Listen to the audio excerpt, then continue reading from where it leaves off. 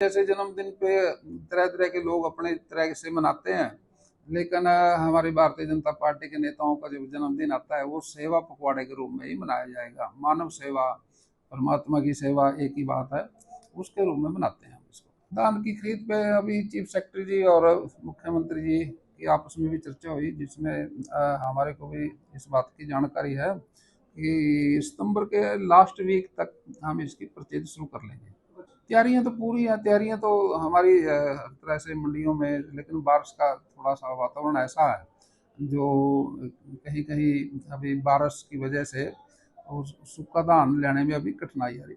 बातचीत कर रहे हो, अपनी हाजिरी लगा रहे हैं अपने इसमें किसानों के बीच में बात कह के। नहीं तो प्रैक्टिकल रूप से तो अगर देखा जाए, कांग्रेस का राज 50 साल के आसपास रहा देश में, और उसको थोड़ा सा ये ध्यान कर लें भाई 50 साल में हमने किसानों के लिए क्या किया, तो फिर कहने की जरूरत ही नहीं है।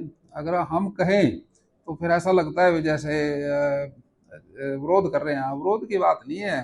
अब एमएसपी है, एमएसपी तो तय नहीं हुआ था उस टाइम भी, और मैं समझता हूँ भाई जो मंडियों में किसान अनाज लेके आता था, किसानों के खाते में पैसे नहीं आते थे कांग्रेस के राज में।